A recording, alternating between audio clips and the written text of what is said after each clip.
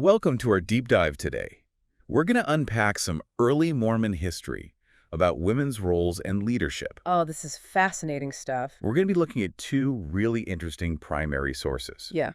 One is a revelation from 1830, and it was specifically directed to Emma Smith. Okay. And then later on in 1842, we'll be looking at some documentation surrounding the formation of the Female Relief Society of Nauvoo. All right. So we're going to see two pivotal points in the early church that really shed light on women's evolving roles and how their sphere of influence was both recognized and formalized. It feels almost radical for its time to have a woman be the recipient of a direct communication from God. Right. And, these sources really offer a glimpse into how these concepts were developing back then. And I'm kind of excited to see what we discover. Yeah, it's always fascinating to go back to those primary sources because, it just gives you such a direct connection to the past. And it really challenges us to rethink some of the common assumptions we might have about the history of women and authority in the church. Absolutely. All right, well, let's jump right in. Okay. Let's start with that 1830 revelation to Emma Smith. Now, there's this section where she's instructed to be ordained under Oliver Cowdery's hand to expound scriptures and exhort the church. Okay. What stands out to you about that phrasing? Well, what's really fascinating to me is the language they use. Expound scriptures and exhort the church.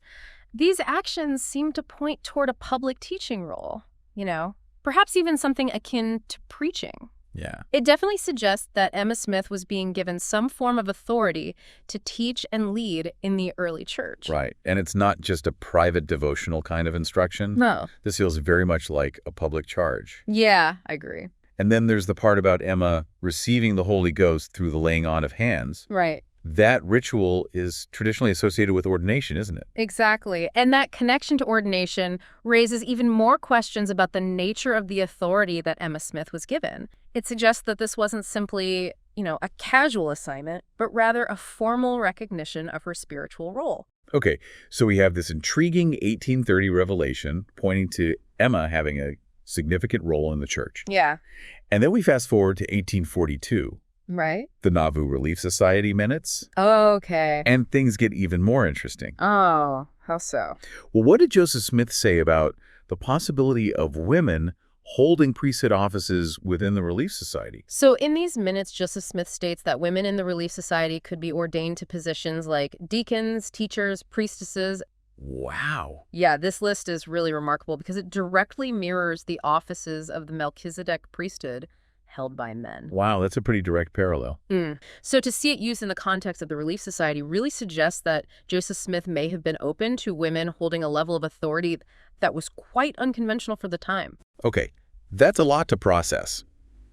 So are we saying then that these women's offices were considered equivalent to the priesthood held by men, or were they understood differently? It's not explicitly stated how these offices relate to the priesthood held by men. So there's room for interpretation, and it's definitely a topic that continues to be debated. Right. It makes sense that there be different interpretations. Yeah. But either way, it's clear that there was an intentional effort to give women formal positions of spiritual leadership in the early church. Yeah, I would agree with that. And to illustrate that further, we have the specific examples of Sarah M. Cleveland and Elizabeth Ann Whitney being ordained as counselors to Emma Smith. Right. John Taylor, acting under the direction of Joseph Smith, ordained them. He did. And he conferred blessings specifically related to leadership and teaching.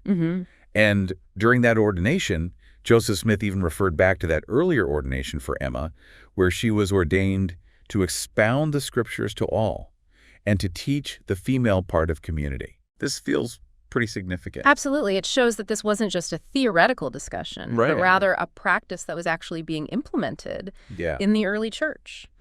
It really challenges our understanding of how these early Latter-day Saints envisioned women's roles in the church. It does, and I think it's important to acknowledge that while we do have these sources that indicate the ordination of women to positions that mirrored the priesthood, the historical record isn't entirely clear on how these offices functioned in practice. Right. There's still a lot we don't know. Yeah.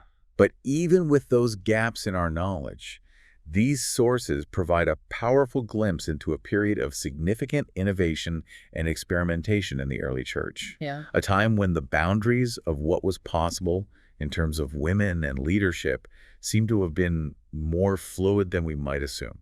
I completely agree. And that raises an important question for me. If Joseph Smith was willing to consider women holding offices like priestesses and even high priestesses, what might that have meant for the future development of the church? What possibilities does it open up for our understanding of women and authority both then and now? That's a huge question. One that probably doesn't have a simple answer. Right. But what strikes me is that these practices were happening right at the foundation of the movement. Yeah. It's not something that emerged later on. Exactly. It was there from the beginning. And if those practices had continued, how might the trajectory of the church have been different? How might our understanding of gender roles and leadership have evolved?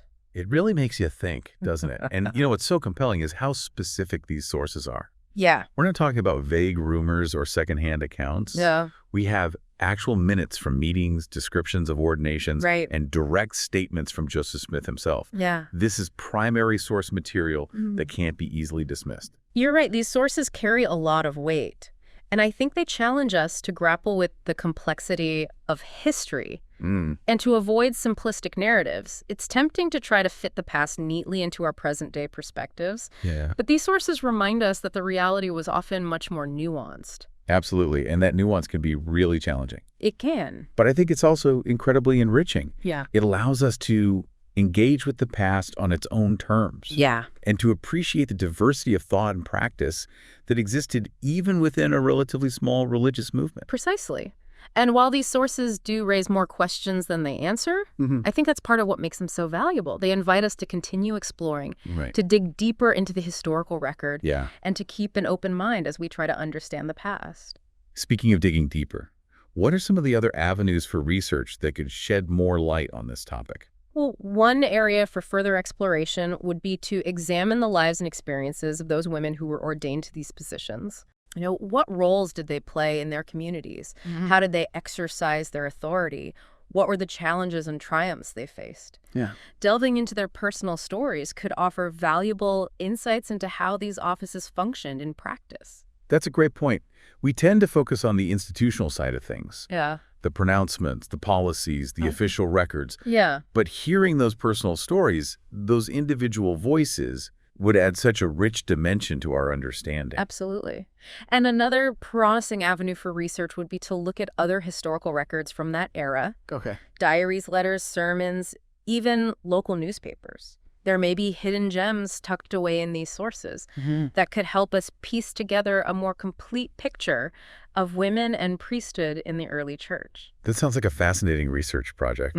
It's almost like we've only scratched the surface here. Yeah. There's so much more to uncover and explore. Absolutely. It feels like we've stumbled onto a hidden chapter in history, a chapter that challenges our assumptions and invites us to reconsider what we thought we knew about the early church and its approach to women and leadership.